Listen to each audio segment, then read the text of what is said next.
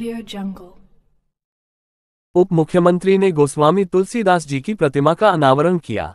सद्भावना की पहल। कानपुर। ऐसे समय गोस्वामी तुलसीदास ने प्रभु श्री राम के जीवन पर आधारित कालजयी ग्रंथ श्री रामचरितमानस की रचना का हिंदू समाज में आशा का संचार होता है। ये बात उत्तर प्रदेश के उप मुख्यमंत्री ब्रजेश पाठक ने आज कानपुर विश्वविद्यालय में आयोजित तुलसी जयंती पर प्रतिमा अवतरण के समय कही। उन्होंने ये भी कहा कि अकबर के शासन में हिंदू को समाप्त करने का प्रयास किया गया था। इंदौर से आए प्रखर प्रवक्ता स्वामी प्रबोधानंद जी ने कहा कि मन को खुश करने के लिए हमें तुलसीदास के द्वारा रचित रामचरितमानस पढ़नी चाहिए।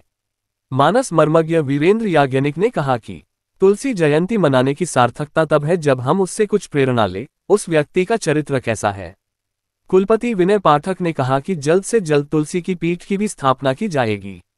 इस दिशा में जल्द से जल्द प्रयास किया जाएगा। हमें इन ग्रंथों को पढ़ना चाहिए।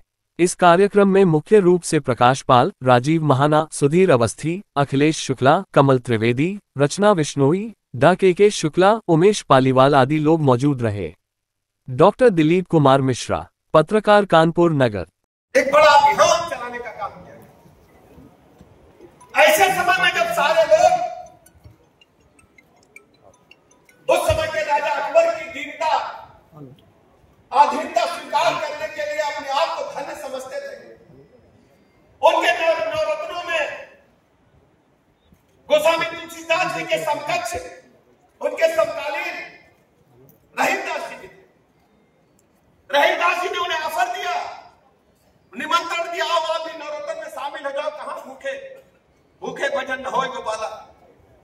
तुलसीदास जी ने कहा कि हमारे राजा प्रभु राम है, हमको किसी की चाकरी स्वीकार नहीं है। उसका विस्तृत विवरण आप सब जानते हैं। और उस समय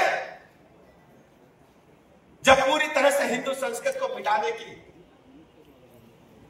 कुचक्र रचा जा रहा था, और उससे पहले इतिहास आप जानते हैं, नालंदा, तक्षशिला जैसे विश्वविद्यालय को जहां हमारे वेद पुराण उपनिषद रखे थे, उसमें मुगल आक्रांताओं ने आग लगाकर के हिंदू संस्कृति को मिटाने का काम किया।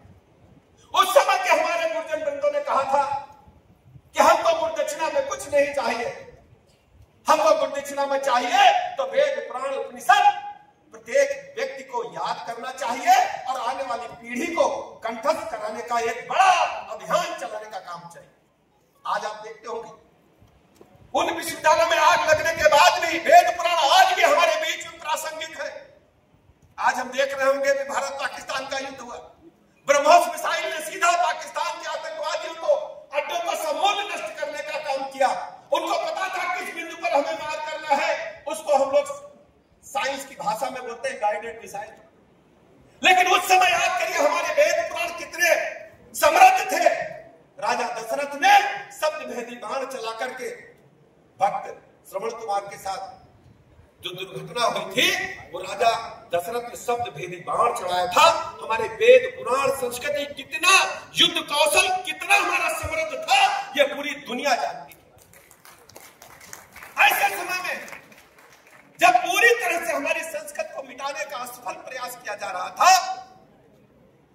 बाबा तुलसीदास जी ने संस्कृत में लिखी हुई वाल्मीकि रामायण का विद्वार अध्ययन किया। उनको महसूस हुआ कि प्रभु राम की कृपा के बगैर इस लीला को हम समाप्त करते हुए अपने स्वर्ग की प्राप्ति नहीं कर सकते। तो बाबा तुलसीदास जी ने उसको पढ़ा और अध्ययन किया और उन्होंने तय किया जन सामान्य की भाषा में, हिंदी में, अवधि में इसका एक बड़ा महाग्रंथ की रचना करें। और प्रेरणा लेकर के वो जो कष्टों को उन्होंने सहा, बनारस की घाटों पर जो सहा, या अन्य जगह जो प्रवास करते हुए उन्होंने जिस ढंग से रामचरितमानस की रचना की, उस पर हम चर्चा बाद में करना चाहिए। लेकिन ये तथ्य आपके समक्ष में इसलिए रख रहा हूं, हमारे बीच में युवा पीढ़ी भी बैठी। 1500 से लेकर के शुरुआत जो मुगल कालीन सत्ता की थी और 1600 के अंत तक आप देखेंगे बहुत अत्याचार की पराकाष्ठा भारत के लोगों पर। भारत को छिन्न भिन्न करने के असफल प्रयास हुए, लेकिन भारत की संस्कृति को कोई मिटा नहीं पाया। लॉर्ड मैकाले शिक्षा का